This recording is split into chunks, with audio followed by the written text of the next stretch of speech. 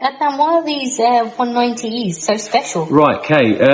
Mercedes-Benz had to compete with BMW M3 in the German Touring Car Championships, the DTM, and they had to homologate some of these four-door saloons for the road. They had to make them for the road. So they came out, they went to Cosworth in the UK here and said, can you, because Cosworth were very good in those years for building Formula One engines. So they made Cosworth provide the head on this car and called it a 2.316. By the way, there is no Cosworth badging on the car, which was what Mercedes wanted. So that's why this car is very important for the 80s. It competed with the M3 and DTM Touring Car Championship. Okay, so Kay, as I mentioned, it's a Cosworth engine. It's a stunning engine, one of the best engines Mercedes ever had. It's a 2.3 16-valve double overhead camshaft. It only produces 185 bhp. In today's standards, the young viewers must be going, what? My Yaris produces that. But this is a fairly lightweight car, and it makes the car go a top speed of around about 143, 144 miles per hour, the road-going version, and 0 to 60 in 7.5 seconds. Are you a dog or a cat person? Neither. Okay, well, these are dog-leg gearbox. So, named after, the dog's hind leg. It's basically based around that. So, the first gear is where the second gear is on normal cars. So it's down, left. All right, I'll show you in a minute. And where the first should be is the reverse gearbox, the reverse gear. So consequently, back in the good old days, some of these cars were rear-ended, or because customers or owners would put the gearbox in reverse, thinking it's first, accelerate and go backwards.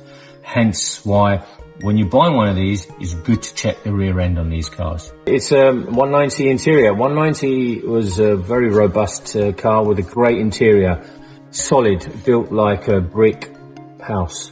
But this particular one has the part leather seats with this special cloth, which is like dog tooth. Maybe the viewers in the comments can let us know what this is called. Let us know. We would like to know.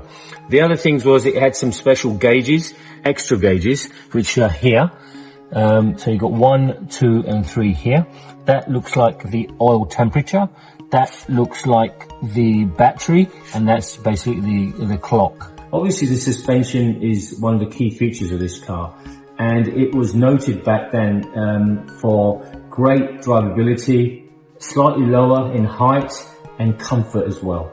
So it's a comfortable car. You can actually use it daily, and if you want to take it on a track, the suspension is good enough for the track too. So it's a very, very special, specially engineered suspension on this. So there are so many different 190s available, and some of them have stuff that was available on the Cosworth, but back in the 80s, specifically the Cosworths came with this spoiler, this rear kind of bumper apron. I mean, back in the day, 2.3 was a big engine. It was 16 valve was like amazing, hence they put it on there.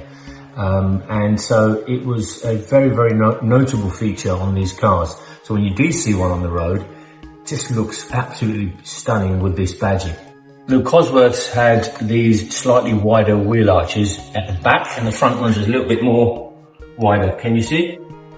There. I'll have to look into this, but I think this wasn't exclusive to a Cosworth, because I believe maybe the 2.6 Sport had the same front end, but I'll have to double check that. But certainly it's a very aggressive front end because of this bumper and the spoiler.